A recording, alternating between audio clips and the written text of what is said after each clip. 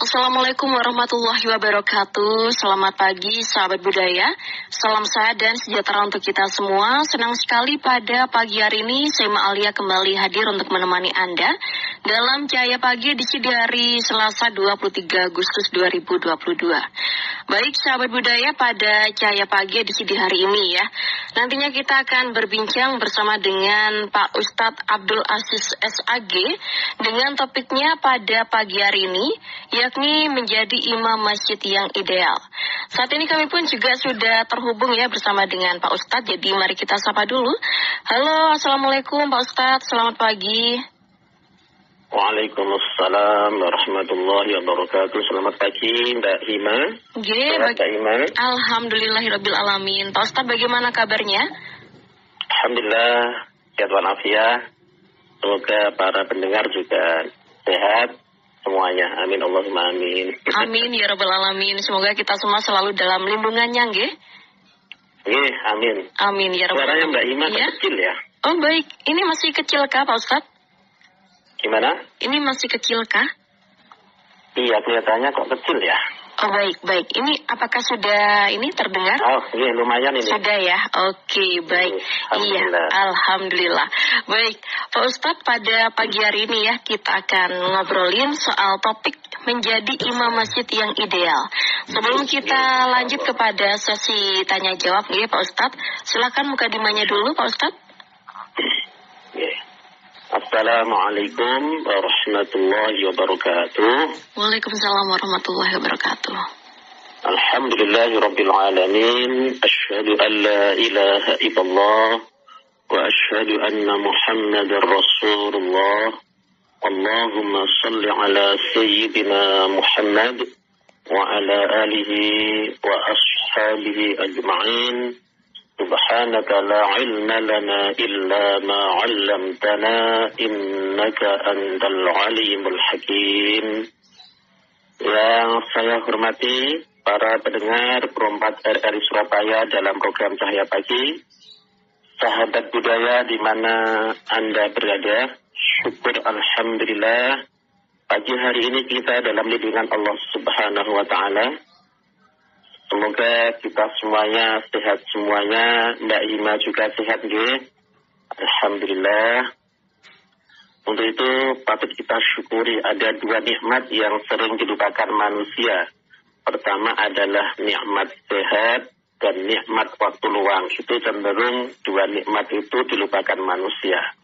Semoga kita selalu digolongkan oleh Allah orang yang pandai mensyukur nikmatnya. Amin Allahumma amin. Salawat dan salam semoga tetap tercurahkan pada baginda Rasulullah Muhammad sallallahu alaihi wasallam.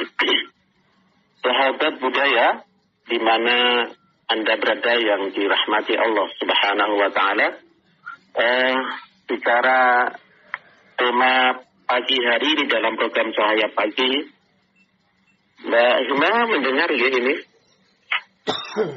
Halo? Halo Mbak Hima? Iya Pak Ustadz? Iya, masih mendengar suara saya ya? Masih terdengar jelas ini Pak Ustadz. Oh Alhamdulillah. Iya. Iya, langsung Monggo saja. Dilanjutkan. Iya. Ini gini, dalam fenomena di masyarakat ini kan banyak orang semangat mendirikan masjid luar biasa. Bahkan arsiteknya juga luar biasa, membangun masjid dalam arti fisiknya. Standarnya luar biasa, seninya juga luar biasa. Tapi fenomena di masyarakat itu sering terjadi bahwasanya tidak disertai dengan imam yang luar biasa, yang ideal. Bahkan semangat membangun masjid itu kan dari hadis Rasulullah, man bana masjidan lillah banallahu lahu fil jannah mislah. Barang siapa yang membangun masjid karena Allah, nanti Allah akan membangunkan sebuah bangunan juga di surga. Masya Allah. Tapi semangat itu Mbak, nah semangat yang luar biasa itu tidak disertai dengan semangat untuk menyiapkan masjid yang ideal. Ini yang terjadi fenomena di masyarakat. Nah, Bahkan Rasulullah SAW, Mbak Hima, itu memberi rambu-rambu. Apa sih dan bagaimana sih membentuk sebuah imam masjid atau sosok imam masjid yang ideal itu? Dalam hadisnya itu saya baca di dalam kitab Minhajul Muslim karya Syekh Abu Bakar Jabir Al-Jazairi.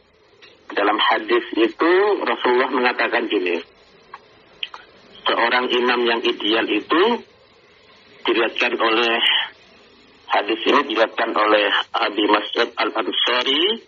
Qala Rasulullah sallallahu alaihi wasallam, Rasulullah bersabda, ya ummul qauma aqra'uhum li kitabillah. Hendaklah orang yang mengimami salat atau imam masjid yang ideal itu yang pertama kata Rasulullah adalah orang yang paling fasih bacaan Al-Qur'annya dan orang yang paling banyak hafalannya. Ini yang pertama.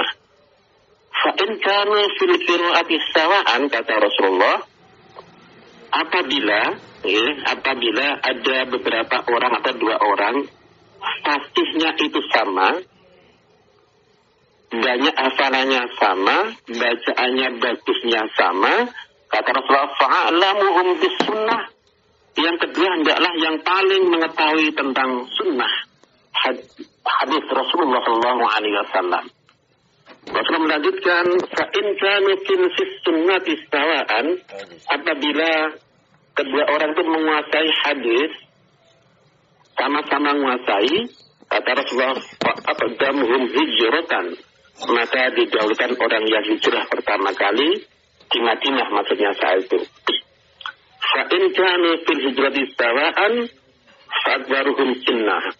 Apabila kok sama, Mbak Ima, kedua-duanya sama-sama hijrah, hendaklah yang diutamakan adalah orang yang paling tua, dalam hadis lain adalah orang yang pertama kali masuk Islam.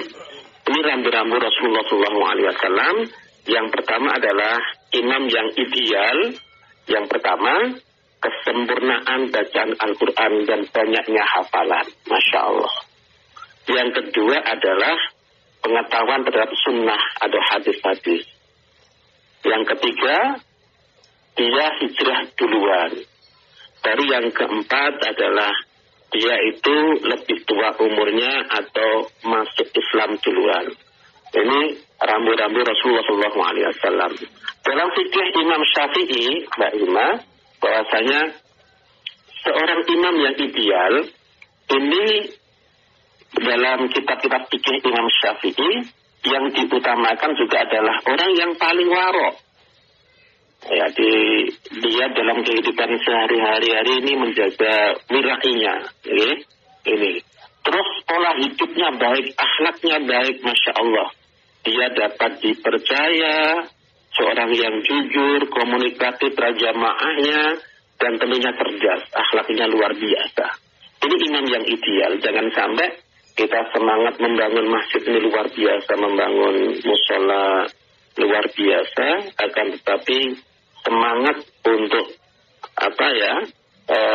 menyediakan imam yang ideal ini kadang jauh dari yang kita cita-citakan. Bahkan menyiapkan imam itu sama dengan membangun sebuah lembaga peradilan sebetulnya.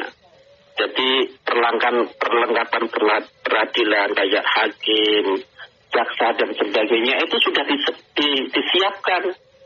Sama dengan juga kita membangun masjid, membangun musola, harus kita siapkan imam-imam yang ideal sebagaimana negara ini membangun lembaga peradilan. Disiapkan hakim yang jujur, hakim yang amanah, hakim yang komunikatif, hakim yang cerdas. Ini yang perlu digarisbawahi, Mbak. Terus dalam fikih Imam Syafi'i, imam yang ideal itu adalah juga didahulukan yang paling bersih pakaiannya, suaranya juga bagus. Terus bahkan dalam fikih Imam Syafi'i adalah didahulukan juga orang yang sudah beristri daripada yang bujang. Gitu Mbak Hima. ini barangkali prolog ini bisa menggambarkan nggih, saya tadi mengawali dari hadis Rasulullah SAW yang diriwayatkan oleh Abi Mas'ud Al-Ansari. Nggih, baik. Terima kasih sementara banyak. itu Mbak, mungkin nanti kita akan tambahkan beberapa hal ya. Iya, baik. Baik, terima kasih Pak Ustadz sudah memberikan mukadimah kepada sahabat budaya mengenai menjadi imam masjid yang ideal. Nantinya akan kita lanjutkan dengan sesi tanya jawab nggih Pak? Iya, baik. Tapi kita jeda lagu dulu, setelah itu kita lanjut dengan sesi tanya jawab yang mungkin hadir dari sahabat budaya. Baik, sahabat budaya, masih di Cahaya Pagi ya, dan kali ini kita masih terhubung bersama dengan Pak Ustadz. Halo Pak Ustadz.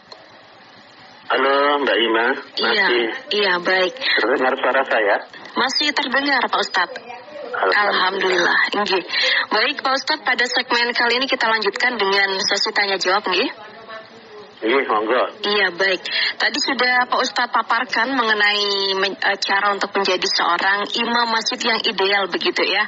Ada beberapa syarat yang tentunya harus dipenuhi, dan dari hal tersebut ternyata tidak semua orang dapat menjadi seorang imam masjid ya. Nggih. Lantas pada suatu tempat begitu Pak Ustadz, ini kira-kira siapakah yang berhak untuk memilih seorang imam masjid? Oh, gitu Mbak. Terima kasih Mbak atas pertanyaannya. Yang berhak tadi, yang berhak untuk menunjuk imam masjid tentunya adalah takmir masjid, nggih. Baik.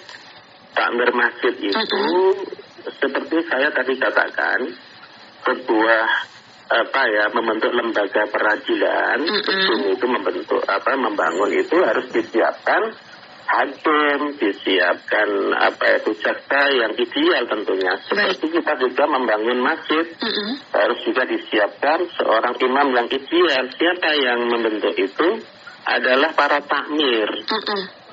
Takmir dia harus bertanggung jawab, jangan sampai masjidnya bagus, arsiteknya bagus, tapi kadang imamnya tidak ideal. Nah, ini kadang tidak disenangi jamaah akhirnya. Jamaah akhirnya malas untuk berjamaah di masjid tersebut atau di musola tersebut. Iya, Pak. Iya. Jadi memang harus seimbang ya Pak Ustadz ya, antara pembangunan masjid yang bagus dengan imam. Iya, baik. Kalau tak ada imam tentunya nanti malah sia-sia begitu ya Pak Ustadz ya. Ya. Baik. Lantas ini kira-kira bagaimana Pak Ustadz jika pada suatu tempat tertentu ya ternyata tidak terdapat orang yang memenuhi syarat untuk menjadi seorang imam yang ideal? Oh gitu ya. Iya. Jadi harus ada semacam Mbak ya. Takmir itu dia melaksanakan kayak pendidikan dan latihan untuk membentuk satu imam masjid yang ideal tentunya. Ada sebuah pendidikan, ada ta'lim, step-by-step yang terstruktur dengan baik. Ada sebuah pendidikan dan latihan, ada masjid ta'lim untuk membentuk imam masjid yang ideal. Jangan sampai vakum, maka thalabul ilmi sangat penting sekali. Baik. Jadi diawali dengan niat para takmir masjid, niat yang baik. Jangan sampai kita kalah dengan artis. Artis ini kan luar biasa persiapannya. Masa kita kalah dengan seorang imam masjid yang ideal, jangan kalah dengan artis. Ini jangan sampai ya. Jadi dia harus pertama harus sehat jasmani dan rohaninya ya. Harus benar-benar orang yang bersih dari iri dan dengki dan lain-lain. Baik. Disertir dulu. Jadi jangan sampai kadang ini ada takmir masjid besar luar biasa, tapi nggak ada imam yang ideal. Ada imam yang ideal kadang itu, tapi tidak disejahterakan oleh para takmir. Ini juga menjadi masalah juga. Nah, kasihan para takmir, walaupun ini Allah menjamin, Allah menjamin imam yang ideal, insya Allah akan cukupi di dunia dan akhirat. Tapi takmir harus, pengurus masjid, pengurus musola harus mengerti juga bahwasanya para takmir ini adalah para imam yang ideal ini adalah tolok ukur suatu karakter masjid, ciri khas masjid yang benar-benar dicintai, disukai oleh jamaah. Iya, baik. Itu Mbak Hina. Baik Pak Ustadz, jadi memang jangan sampai ada kevakuman ya Pak Ustadz ya. Baik, tentunya untuk menjadi seorang imam masjid juga harus memenuhi beberapa syarat yang tadi sudah disebutkan oleh Pak Ustadz. Tapi pertanyaannya Pak Ustadz, tentunya tidak semua orang itu kan memiliki suatu kepercayaan diri ya untuk menjadi seorang imam masjid. Mungkin ada seseorang yang sudah memenuhi syarat, tapi ternyata si orang ini kurang pede gitu. Ini ada nggak sih Pak Ustadz beberapa tips untuk menjadi seorang imam sholat supaya memiliki suatu kepercayaan diri? Oh gitu, terima kasih Mbak pertanyaannya ini bagus sekali. Kadang ada seorang imam gitu, kadang kurang pede dalam mengimami itu. Iya. Makanya saya mencoba, ini ada yang pertama gini Mbak, supaya jadi imam sholat berjamaah yang pede, dia percaya diri. Tips yang pertama itu adalah persiapkan bacaan, bacaan yang bagus, tahsinnya bagus, iramanya matching, sinkron. Optimalkan benar, jadi harus sesuai dengan kaidah tajwid, itu harus disiapkan. Baik. Supaya pede nanti. Ini yang pertama. Yang kedua Mbak, disiapkan juga surat surah yang dibaca. Setelah membaca suratul Fatihah, disiapkan surat-surat. Bahkan nanti harus ada surat alternatif. Baik. Contoh jangan sampai lupa ya. Syukur nanti makmumnya itu memperingatkan. Kadang ada seorang imam yang membaca contoh, baca Al-A'la seandainya. Rabbihisna rabbikal a'la alladhi khalaqa fasawwa wallazi dia lupa di situ. Kalau imam atau makmum tidak memperingatkan, dia harus punya surat alternatif sebagai second option ya, pilihan. Ketika dia lupa dia harus menyiapkan benar. Baik. Jangan sampai di tengah-tengah itu dia lupa terus tidak ada surat alternatif pilihan yang dia baca lagi. Ini nanti kalau dia ada alternatif kan akan pede akhirnya. Terus berikutnya Mbak Ima, tentunya supaya pede dan sebagainya, dia kalau bisa memakai baju yang nyaman sesuai dengan kalau bisa sesuai dengan ihsan lah ya, jangan hanya menutupi yang syarat rukunnya saja, tapi kalau bisa lengannya panjang, nyaman, tidak ketat, bahkan jangan sampai menjadi seorang imam itu tulisan bajunya yang belakang tulisannya ada beberapa yang membuat makmum yang tidak concern. Jadi benar-benar disiapkan penuh bacaan kita, tahsinnya juga disiapkan, iramanya sinkron dan sebagainya. Kalau bacaannya kaidah bacanya ros, ya nanti ros semuanya sampai salam. Kalau nanti bayati semuanya. Begitu mestinya. Iya, baik. Itu Mbak, mungkin supaya kita jadi imam pede harus disiapkan berbagai tips yang tadi saya sebutkan itu. Iya, baik. Jangan sampai tidak dipersiapkan ya Pak Ustadz ya, nanti malah gelagapan sendiri gitu. Iya, benar Pak. Iya, baik. Kemudian selain memiliki suatu kepercayaan diri, ini menjadi seorang imam masjid yang ideal tentunya juga harus disenangi oleh para jemaah, begitu ya Pak Ustadz ya? Benar. Nah ini kira-kira apa aja yang harus disiapkan oleh seorang imam masjid agar jemaah itu senang dalam berjamaah? Oh, Masya Allah. Kadang ini sering ya, kadang ada makmum itu kadang nggak suka dengan imam sholatnya. Bahkan Rasulullah SAW pernah bersabda gini. Karena la turfa'u salatu fawqa ru'usihim shibran.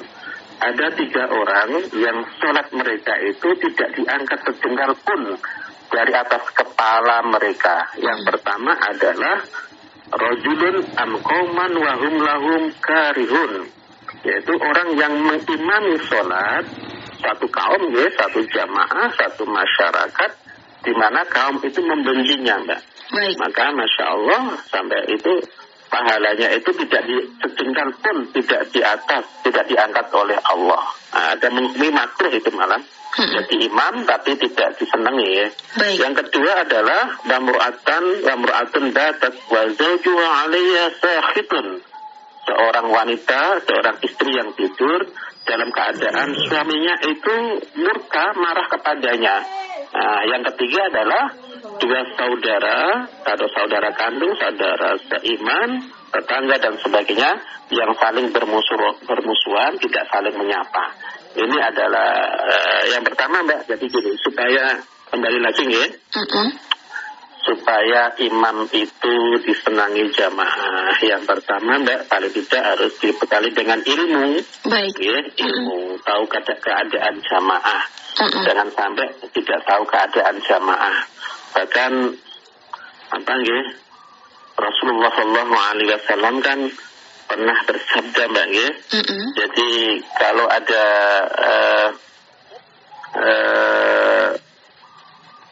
jika kalian menjadi imam ya, idza amma hadukum linnas falyukhaffif, kata Rasulullah.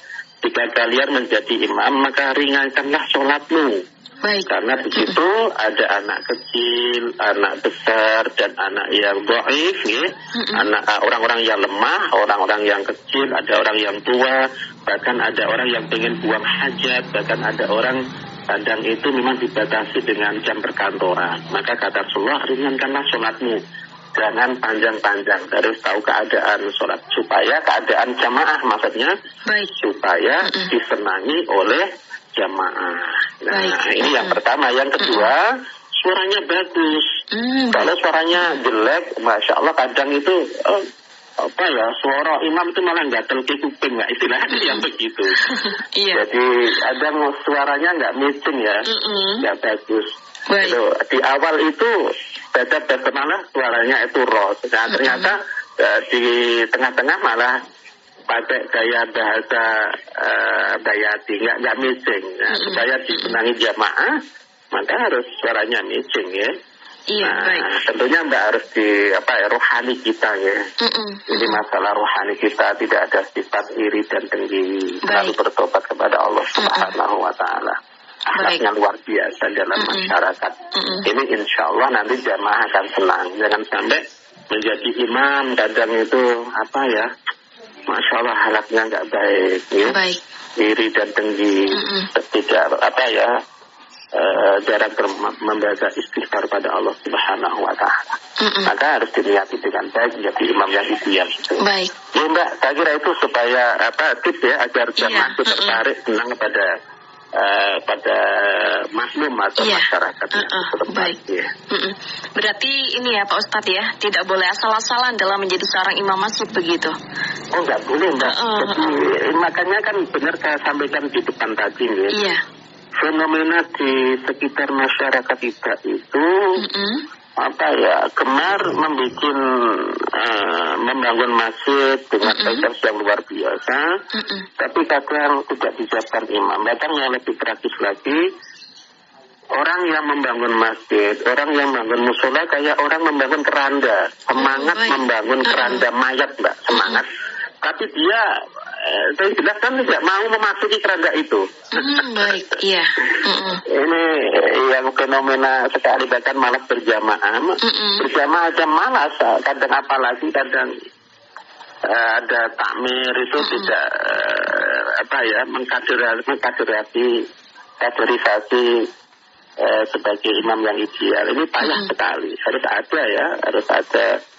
Di mana-mana saya lihat nggak di masjid ya, di masjid, di musola itu yang imamnya itu ideal, itu biasanya jamaahnya banyak. Iya. Jamaahnya banyak, luar biasa. Baik. Karena imamnya sangat ideal. Jadi saya kira itu Mbak. Baik. Jadi ketika seorang imam sudah menyiapkan diri agar menjadi seorang imam yang disukai oleh jamaahnya begitu ya Pak Ustadz ya. Tapi namanya perasaan atau hati kan kita juga tidak bisa mengendalikan setiap orang begitu. Ini kira-kira bagaimana jika seorang imam sudah berusaha sebaik mungkin untuk menjadi seorang imam yang ideal dan juga disukai oleh para jemaah, tapi ternyata masih tidak disukai oleh para jemaahnya begitu. Ini bagaimana hukumnya Pak Ustadz? Yeah. Jadi berarti itu masalah masalah pribadi kadang itu ya. Nggih. Nah, kalau seorang sudah imam ideal, tidak ada sifat iri dengki dan sebagainya, kok masih ada salah satu makmum dan sebagainya ya masih tidak suka, ya itu wajar Mbak di tengah-tengah masyarakat loh. Kadang saat wong itu kan tetap masih ada yang tidak mensuka, betul. mensukainya itu lumrah di tengah-tengah masyarakat itu. Ya namanya menungso gitu. Kata orang Jawa kan menungso, manus-manus kakean. Itu ya diabaikan saja kalau sudah ideal, mayoritas sudah suka dan ada salah satu nggak suka, ya biarkan saja, tetap kita mendoakan semoga bertobat pada Allah Subhanahu Wa Taala. Iya baik. Yang penting kita sebagai seorang manusia juga harus selalu berusaha ya Pak ya untuk berbuat baik kepada sesama. Oh iya, tetap itu. Oh iya, baik Pak Ustadz. Untuk menjadi seorang imam yang ideal tentunya ini kan tadi ada beberapa syarat yang sudah disebutkan oleh Pak Ustadz begitu ya. Ini lantas apa aja Pak Ustadz? Apakah ada hal-hal yang mungkin dilarang oleh seorang imam?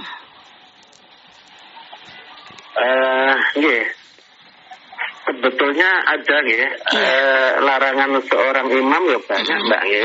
Baik. Jadi pertama Mbak ya, kadang ada imam itu langsung ini Mbak, tidak langsung merapikan shaf.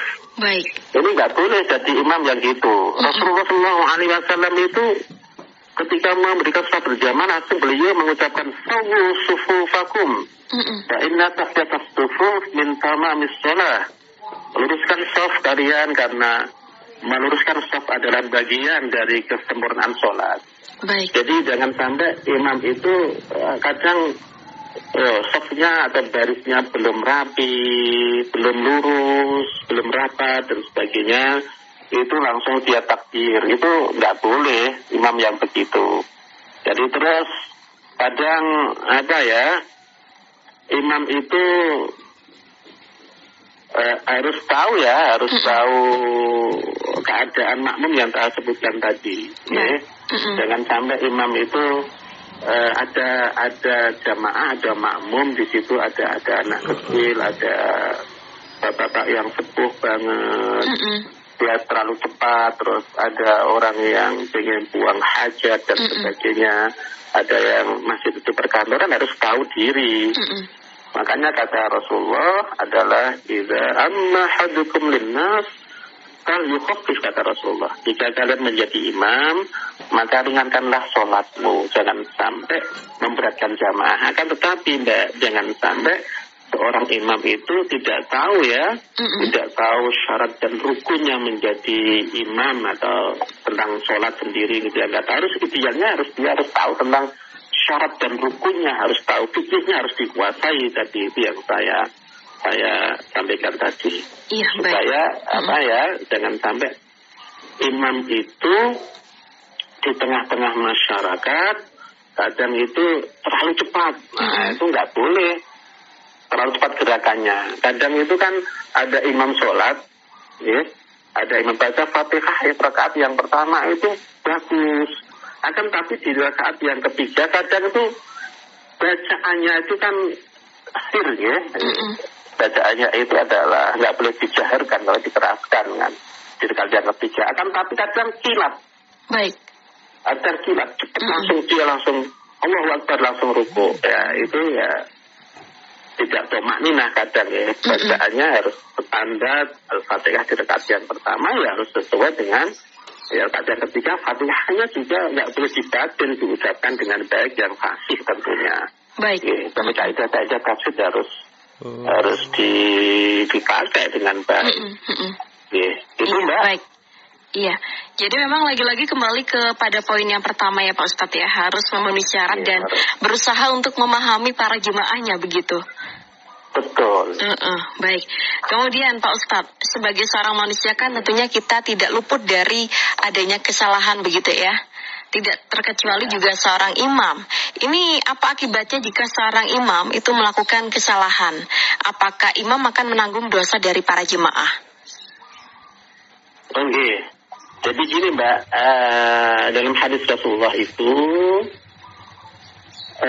seorang imam itu kan memang dijadikan imam itu karena untuk diikuti. Ya. Maka kalau imam itu tidak standar, tidak ideal, maka pahala makmumnya sempurna, pahala makmumnya. Baik. Yang tidak sempurna adalah imam itu sendiri. Baik. Efeknya di situ, Mbak. Jadi imam itu memang dijadikan imam untuk diikuti. Kalau imam itu tidak ideal, tidak standar, maka dia menanggungnya sendiri. Tapi makmumnya tetap sempurna pahalanya. Baik. Kadang memang ada makmum, makmum itu kadang nggak tertarik ya, nggak tertarik dengan imam itu, nggak tertarik. Jangan sampai karena imam itu egois, ya. Sementing sesuai dengan kehendaknya sendiri, tidak tahu keadaan makmum, ya. Saya kira itu, Mbak. Ada yang lain mungkin. Iya, baik. Jadi memang pada dasarnya nanti seorang imam yang ini ya menanggung ya, dalam artian pahalanya yang berkurang begitu ya Pak Ustadz ya? Iya, jadi tetap makmum itu pahalanya sempurna. Iya. Tapi imam itu yang tidak sempurna. Baik. Baik. Kemudian Pak Ustadz, ini apakah ada tips untuk menjadi seorang imam supaya bacaannya itu mendapat menyentuh hati para jemaahnya begitu? Karena saya rasa ini juga merupakan hal yang penting untuk dimiliki oleh seorang imam masjid ya Pak Ustadz ya. Jadi Mbak, kadang memang gini, kita jumpai di tengah-tengah masyarakat. Ada imam itu suaranya bagus, luar biasa. Suaranya bagus, tapi kadang kita jadi makmum itu tidak menyentuh ya, tidak menyentuh hati.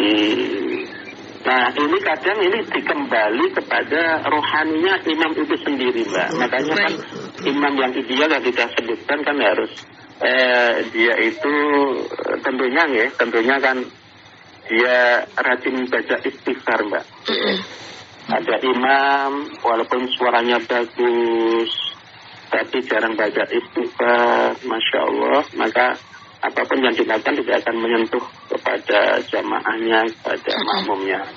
Bahkan dalam surat Yasin kan Allah berfirman, Ima ghafaroli Rabbi wa ja'alani minal mukramin.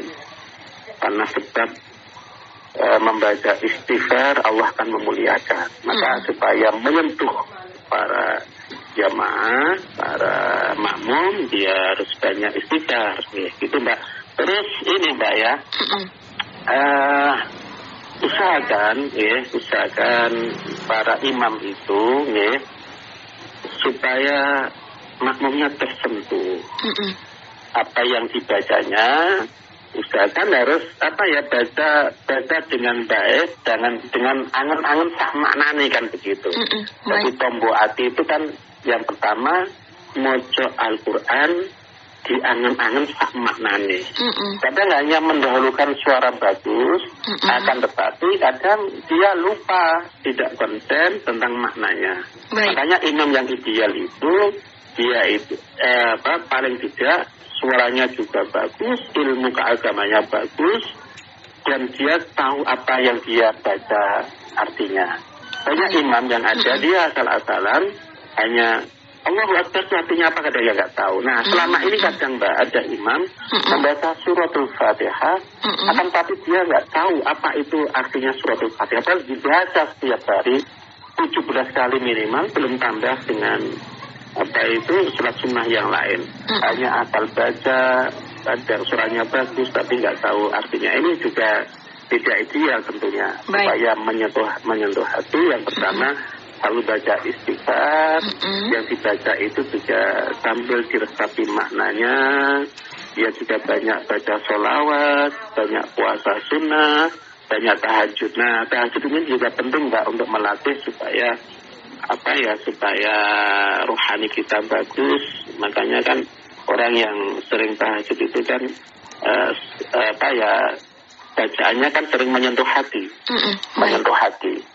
Dia akan sering untuk melatih konsentrasi supaya akhirnya makmum itu bisa tersentuh apa yang dibacanya. Itu Mbak. Iya, baik. Jadi memang harus membacanya dari hati ya Pak Ustadz ya? Ya, enggak boleh itu supaya tersentuh hati, apa yang kita baca kita harus hati.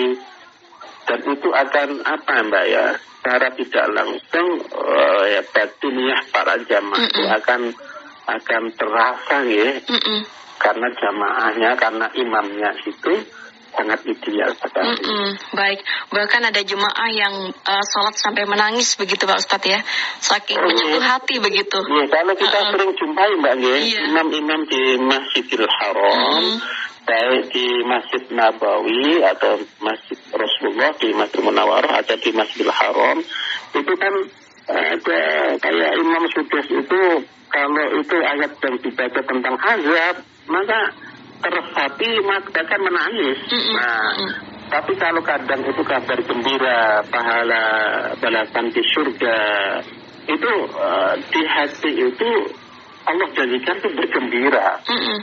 Nah, itu yang luar biasa. Kadang kan gini ada imam, ini yang dibaca ada surat As-Sajdah Ini dia nggak sujud tilawah kadang di situ. Ini juga kurang ideal, ada 15 surat Sajdah dalam Al-Quran. Dia harus di sunnah muakkadah kan itu. Ada nggak dipakai itu. Tapi yang ideal itu kalau dia disampaikan pada jamaah ketika sebelum sholat. Nanti saya baca surat ini, ada ayat Sajdah, saya nanti sujud tilawah, nanti biar imam nggak kaget. Itu. Iya, baik. Baik, terima kasih banyak Pak Ustadz. Ini masih ada beberapa pertanyaan yang ingin saya tanyakan begitu ya Pak Ustadz ya, tapi ternyata karena waktu yang tidak cukup begitu ya, mungkin nanti bisa disambung lain kali ya Pak Ustadz ya. Insya Allah. Iya, baik. Terakhir Pak Ustadz mungkin bisa memberikan kesimpulan dari mukadimah pada pagi hari ini, sekaligus closing statement kepada sahabat budaya, silakan. Terima kasih sahabat budaya yang dirahmati Allah Subhanahu wa Ta'ala. Untuk menjadi imam yang ideal, tentunya tadi yang saya sampaikan adalah yang pertama, kata Rasulullah sudah memberi rambu-rambu. Yang pertama adalah kemampuan bacaan Al-Qur'annya itu luar biasa, banyak hafalannya dan suaranya bagus. Dan Rasulullah memberi step-step lagi, kalau sama adalah dia yang menguasai hadis-hadis Rasulullah SAW, ilmu fikihnya luar biasa. Terus pertama kali, yang ketiga adalah dia adalah berhijrah. Yang keempat adalah dia adalah orang yang masuk Islam duluan, tentunya adalah umurnya yang tua. Nah, korelasinya Mbak ini yang luar biasa. Saya perhatikan ya, menjadi imam yang ideal ini ada korelasinya memilih seorang pemimpin yang ideal. Harus ada suri teladan. Yang pertama, seorang imam yang ideal tentunya adalah pemimpin yang ideal yang bagaimana dia harus sidik, jujur. Jangan sampai ada imam yang batal kentut tapi dia nggak jujur. Juga imam yang tidak ideal. Yang kedua adalah amanah, dapat dipercaya, tidak dibenci oleh rakyat, tidak dipilih makmum. Dia al-amin, benar, dapat dipercaya. Yang ketiga adalah seorang imam yang ideal. Saya korelasikan dengan bagaimana dia memilih calon pemimpin yang ideal juga. Dia harus punya sifat kayak Rasulullah, tabligh, komunikatif yang baik dengan jamaahnya. Nah, jangan sampai korupsi ayat, berani menyampaikan kebenaran. Jadi yang diucapkan pun, yang dibaca pun, yang dimengerti oleh para jamaah tidak egois. Terus tentunya yang keempat adalah fatunah, cerdas, berilmu. Nah, pemimpin itu adalah dia seorang pemimpin atau imam yang ideal itu paling tidak ditambahi dia punya sifat sidik, amanah, tabligh dan fatunah. Saya kira itu Mbak. Semoga kita semuanya sehat, umur kita diberkahi oleh Allah Subhanahu wa Ta'ala. Amin. Dan semoga nanti di Surabaya khususnya Mbak di Surabaya ini para takmir, pengurus masjid, pengurus musola semuanya jangan hanya semangat saja membangun musola dan membangun masjid yang luar biasa, indahnya luar biasa, akan tetapi juga disiapkan oleh imam yang ideal. Semoga tergerak ke sana, ada diklat-diklat di masjid, di musola, membentuk seorang imam yang ideal, dan akhirnya nanti masjid itu adalah syiarnya luar biasa dan dicintai oleh para jamaah. Amin, amin. Tentu ini, itu, Mbak. Ya, tentu ini juga menjadi harapan bagi kita semua ya Pak Ustadz ya. Iya, tentunya sih. Baik, terima kasih banyak Pak Ustadz sudah meluangkan waktunya pada pagi hari ini untuk memberikan ilmu yang bermanfaat untuk para sahabat budaya di Perumpat RRI Surabaya. Semoga dapat mendatangkan manfaat untuk kita semua ya Pak Ustadz ya. Amin, amin. Saya tutup. Terima kasih para sahabat budaya atas atensinya. Semoga panjenengan semuanya, para pendengar Perumpat RRI di program Cahaya Pagi ini selalu dirahmati oleh Allah, diberkahi oleh Allah Subhanahu wa Ta'ala. Amin. Mari kita tutup dengan bacaan akhiratul majelis. Subhanakallahumma wa bihamdika asyhadu an la ilaha illa anta wa atubu ilaik. Alhamdulillahirabbil alamin. Wassalamualaikum warahmatullahi wabarakatuh. Waalaikumsalam warahmatullahi wabarakatuh. Semoga sehat selalu Pak Ustadz. Amin. Iya. Mbak Ima. Iya, terima kasih kembali. Selamat pagi semua. RRI Surabaya, Mbak. Iya, siap Pak Ustadz. Selamat beraktivitas di hari ini ya Pak Ustadz ya. Iya, baik. Sama-sama Pak Ustadz. Assalamualaikum warahmatullahi wabarakatuh. Waalaikumsalam.